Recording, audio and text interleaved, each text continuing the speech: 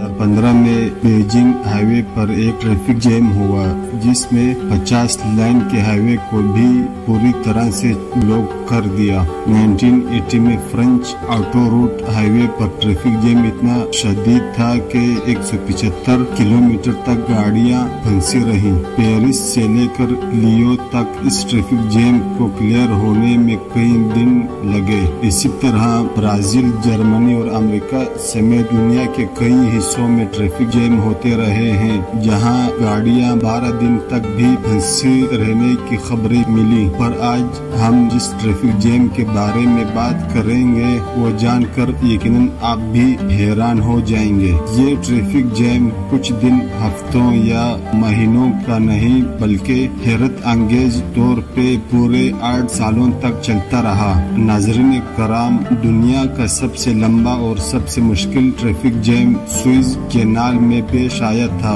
जहां शिप्स और इनमें मौजूद हजारों क्रू मेंबर्स अगले 8 सालों तक बुरी तरह से फंसे रहे। हाईवेज और एक्सप्रेस वेज पर ट्रैफिक जैम खुलवाने के लिए ज्यादा से ज्यादा कई दिन लग सकते हैं, लेकिन सुएज कैनाल में होने वाले जैम को खुलवाना किसी की बस की बात नहीं थी। आइए इतिहास के इस अनोखे और सबसे लंबे अरसे तक चलने वाले ट्रैफिक जैम की इंटरेस्टिंग स्टोरी जानते हैं। ये बात तो हम सभी जानते हैं कि सुएज कैनाल को शिपिंग और ट्रेडिंग इंडस्ट्री का जेवर कहा जाता है। 1869 से पहले जब शिपिंग इंडस्ट्री के पास सुएज कैनाल का तोहफा नहीं था तो यूरोप और एशिया के दरमियान शिप्स को अफ्रीकन कॉन्टिनेंट से घूमकर यूरोप जाना पड़ता था। सुएज कैनाल ने शिपिंग इंडस्ट्री का ये महीनों का सफर दिनों में बदल लिया और अब यूरोप से शिप्स मेडिटेरेनियन सी से होती हुई डायरेक्टली रेड सी पहुंचकर एशियन कॉन्टिनेंट को एक्सक्यूज कर सकती हैं कि हर शिप करीब 10,000 किलोमीटर का फासला बचा लेती है। इसके अलावा अफ्रीकन वाटर्स में कई पायरेट्स गैंग्स यहाँ से गुजरने वाली शिप को लूट लिया करते थे, जिनमें सोमालियन पायरेट्स और वेस्ट अफ्रीकन पायरेट्स काफी मशहूर थे। ये पायरेट्स शिप्स को जबरदस्ती रोक कर करोड़ों डॉलर्स का माल लूट लिया करते थे। शिप्स को ये कैनाल क्रॉस करने में 12 घंटे लगते हैं, लेकिन आज इनका ये घंटों का सफर सालों तक लंबा होने वाला था। इस बात की भनक इनको जरा बराबर भी नहीं थी। ये वो दौर था जब इजिप्ट और इसराइल के दरमियान पहले से ही कुछ टेंशंस चल रही थी और दोनों पड़ोसी एक दूसरे के खिलाफ जंग की तैयारियां कर रहे थे। अब मेरे को देखा जाए तो ये लाइन इसराइल और इजिप्ट का बॉर्डर है। इस बॉर्डर से सुएज कैनाल बहुत दूर है, तकरीबन 200 किलोमीटर। इस पूरे हिस्से को साइना पेनिनसुला भी कहा जाता है क्योंकि वो बॉर्डर से खासे दूर थे। इसी वजह से न ही इजिप्ट को और न ही इन 15 शिप्स को इसराइल के साथ बढ़ती टेंशन की परवाह थी। पर इस दिन कुछ यूं हुआ कि टेंशन से उबलने वाला लावा फूट पड़ा और अचानक जंग की शुरुआत हो गई। इसराइली फोर्स ने इजिप्ट पर सरप्राइज अटैक कर दिया। सिर्फ 1 घंटे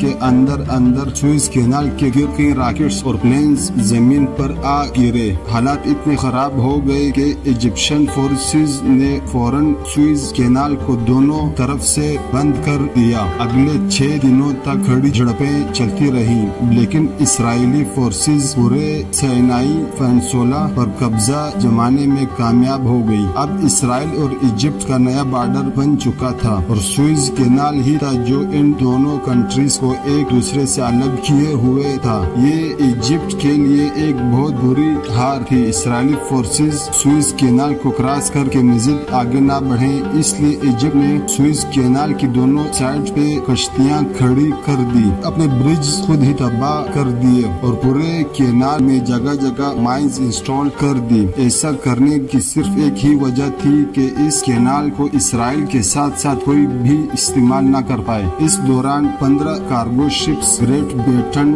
लीक में ही फांसी की फांसी रह गई। इनके वेस्ट में इजिप्शियन आर्मी तो इनके ईस्ट में इसराइली फोर्सेस थी। ये ना ही वापस मेडिटेरेनियन में जा सकती थी और ना ही रेड सी में। इन शॉर्ट इन शिप्स के पास इसी लोकेशन पे रह कर वेट करने के सिवा और कोई ऑप्शंस मौजूद नहीं थी। इनके अलावा कई 100 शिप्स और भी थी जिनको मेडिटेरेनियन और रेड सी में ही रोक दिया गया। सब इसी उम्मीद में खड़े थे कि शायद मामला सुलझ जाए, लेकिन मामला मजीद गंभीर होता जा रहा था। दिन गुजरते गए, हफ्ते और फिर महीने, लेकिन इजिप्ट और इसराइल के दरमियान कशीदगी खत्म ना हो सकी। इस सब का नुकसान पूरी दुनिया को हो रहा था। शिपमेंट्स डिले हो गई और रेट चार्जेस कई गुना बढ़ा दिए गए। जो शिप्स पहले स्विस कैनाल को इस्तेमाल करके यूरोप से मिडिल ईस्ट और एशिया जाया करती थी, उनको अब दोबारा से अफ्रीकन कॉन्टिनेंट से घूमकर जाना पड़ रहा था। इस जंग की वजह से जहां पूरी दुनिया को नए चैलेंजेस फेस करना पड़ रहे थे, वहीं ट्रैफिक जैम में फंसी 15 शिप्स और इनमें मौजूद क्रू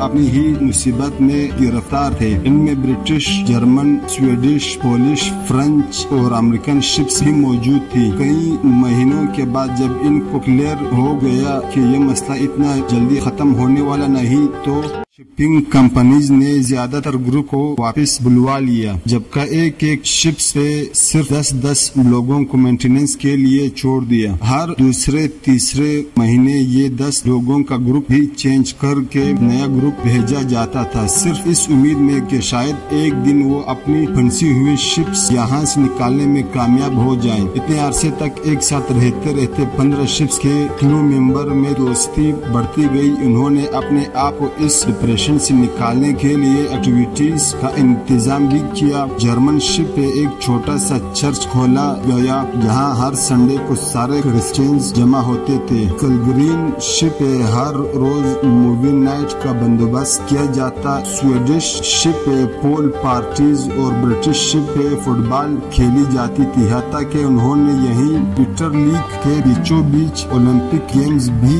करवाई, जिसको विंटर लीग्स ओलंपिक्स 1968 का नाम दिया गया। एक के बाद एक साल गुजरते जा रहे थे, लेकिन ये शिप्स एक ही जगह पर खड़ी रही। आखिरकार एक वक्त ऐसा आया कि इनके ऊपर मिट्टी के लेयर जम चुके थे, क्योंकि ये न्यूट्रल शिप्स थी और इनका इस लड़ाई से कोई लेना देना नहीं था। इसी वजह से इनको खाना पीना पहुंचाने के लिए न ही इसराइल को इतराज था और न ही इजिप्ट को। 6 सालों के बाद 1973 में ये जंग एक बार फिर से शिद्दत अख्तियार कर गई, लेकिन इस बार हमले की शुरुआत इजिप्ट की तरफ से हुई। इजिप्ट अपनी पूरी ताकत के साथ मैदान में घुसी और इस्राएली फोर्सेस को काफी अंदर धकेल दिया। दोनों तरफ से भरपूर हमले किए गए, लेकिन इस बार एक इस्राएली रॉकेट ना चाहते हुए भी फंसी हुई अमेरिकन शिप्स पे आ लगा और वो तबाह होकर डूब गई। हफ्ता चलने वाली ये लड़ाई दोनों तरफ हजारों कैजुअलिटीज का बास बनी। आखिरकार 24 अक्टूबर 1973 को दोनों सीज फायर एग्रीमेंट साइन हुआ और दोनों कंट्रीज ने अपनी अपनी फौज को बुलवाना शुरू